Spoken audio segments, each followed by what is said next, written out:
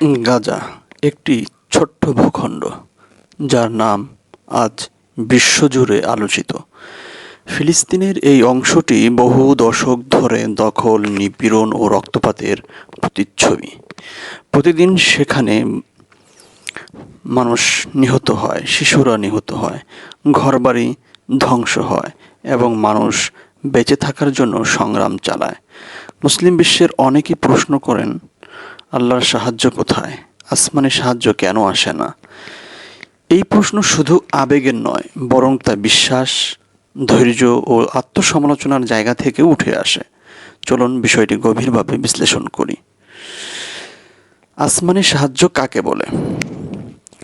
আসমানি সাহায্য বলতে বোঝায় এমন এক অলৌকিক বা ঈশ্বরীয় হস্তক্ষেপ যা সাধারণ নিয়মের বাইরে ঘটে এবং চূড়ান্তভাবে নির্যাতিতদের রক্ষা করে।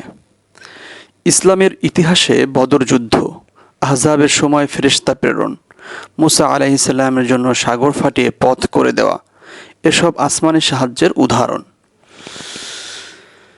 কিন্তু গুরুত্বপূর্ণ বিষয় হলো, এই সাহায্যগুলো এসেছিল কখন?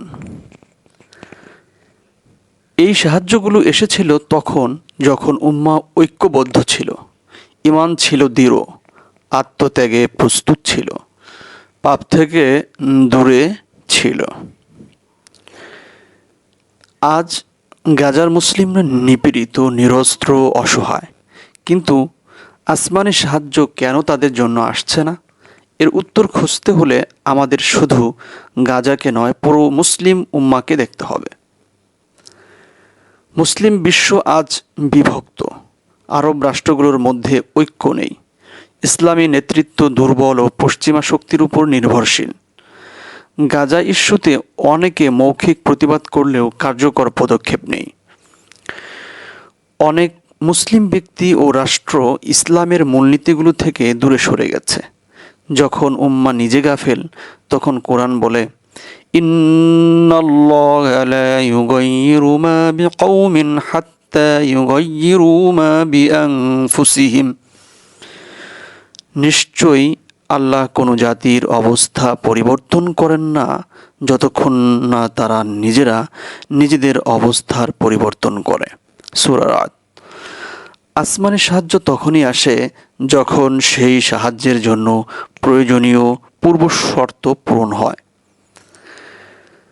আল্লাহর পরীক্ষা ও ধৈর্য। কোরআনে আল্লাহ তাআলা বলেন, أم حسبتم أن تدخلوا الجنة ولما يأتكم مثل الذين خلوا من قبلكم। তোমরা কি ভাবো জান্নাতে প্রবেশ করবে, অথচ তোমাদের পূর্ববর্তীদের মতো পরীক্ষার সম্মুখীন হওনি? সূরা বাকারা। গাজার পরিস্থিতিও এক বড় পরীক্ষা।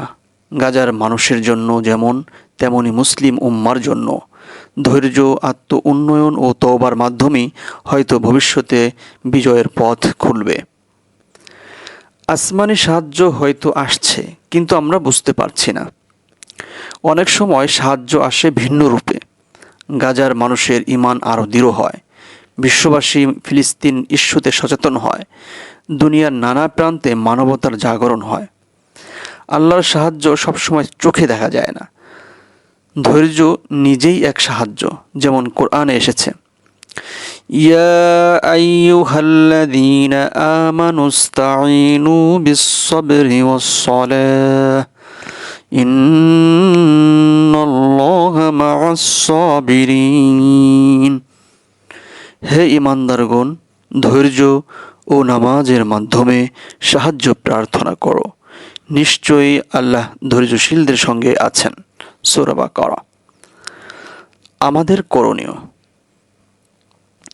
আত্মসমালোচনার মাধ্যমে নিজেকে সংশোধন করা, দোয়ার মাধ্যমে গাজার পাশে থাকা, সচেতনতা ছড়িয়ে দেওয়া, মানবিক ও রাজনৈতিক নিপীড়নের বিরুদ্ধে সোচ্চার হওয়া এবং সবচেয়ে বড় কথা, ঐক্য প্রতিষ্ঠা করা। আসমানি সাহায্য শুধুমাত্র অলৌকিক ব্যাপার নয়, এটি একটি পবিত্র প্রতিশ্রুতি, যার জন্য প্রয়োজন ঈমান, ঐক্য, ত্যাগ ও আত্মশুদ্ধি। গাজার অবস্থা আমাদের চোখ খুলে দেয়। আমাদের আত্মার আয়নায় দেখায় আমরা কোথায় দাঁড়িয়ে আছি। হয়তো আসমানি সাহায্য আসবেই, কিন্তু আগে আমাদের সে সাহায্য পাওয়ার যোগ্য হতে হবে।